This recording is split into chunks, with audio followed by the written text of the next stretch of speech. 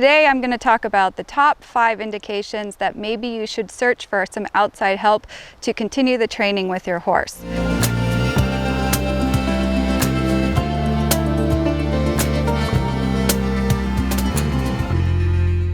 Hi there, I'm Sam. My horse training business is Alternative Horsemanship with Samantha Harvey.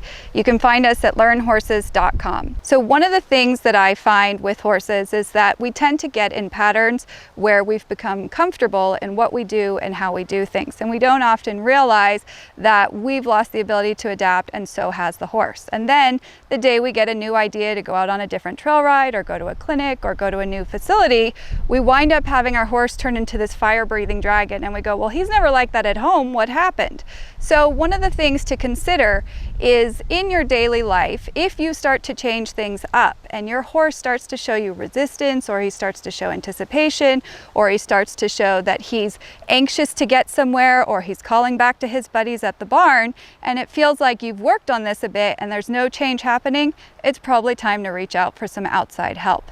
Something else to consider is if you had to load your horse in the trailer and it feels like you've been working on this for quite a while and you are still having trouble where your horse walks up to the trailer and halts in front of it and pauses and delays, or is kind of heavy on the lead rope, or is trying to turn their head and pull away from the trailer, or gets halfway in the trailer and then goes flying out backwards. And even if you can eventually get your horse in, think of if there was a time of an emergency or something where you had to get that horse loaded and unloaded safely, you don't want to be in doubt. So it might be time to reach out for some outside help to help you better understand what is happening that's causing the resistance in your horse not wanting to load.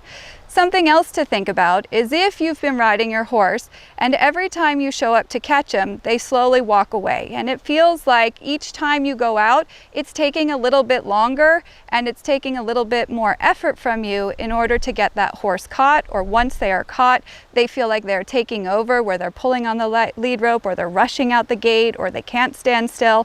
And you felt like you've worked on this. Probably indications that there's a bit of defensiveness, concern, perhaps some fear associated with whatever you've been asking of your horse, and maybe you need some outside help.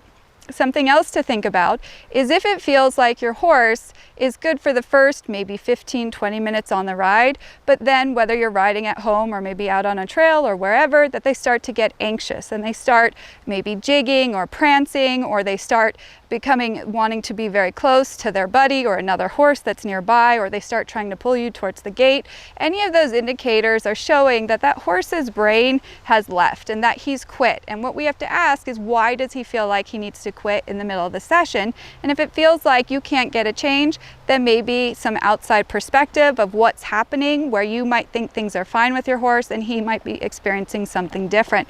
Something else to think about is, what does your horse feel like if you show up for a second time? Now, this is something where often people don't think about it because we get in our patterns, but especially up here where we have fire season and different emergencies that come up, often as we work with a horse, they kind of have this mindset, because of patterns that have happened in the past, of when they are working. And when they are done, they kind of turn off and they no longer want to be involved with the human. But what happens if you had to go out and catch that horse the second time? Or what happens if you had to show up unexpectedly during feed time or any other time where it maybe wasn't normal? How does your horse feel about it? And if it feels like your horse only has a certain tolerance of being caught or being ridden, as long as it's within certain boundaries or certain times of the day, Whitney's agreeing, then maybe you should step back and get a different perspective as to why your horse is resistant if you are asking to catch them or interact with them more than just the time that they originally expected you.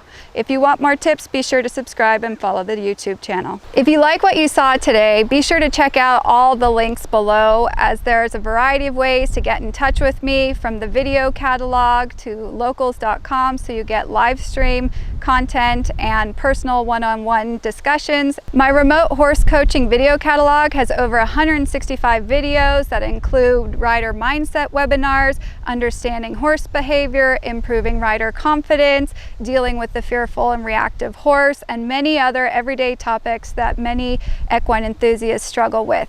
On all social media platforms, be sure to search for me, #alternativehorsemanship. Again, all of the links are below in this video description and in the pinned comment. Be sure to leave me a message as to what you'd like to see as far as future topics.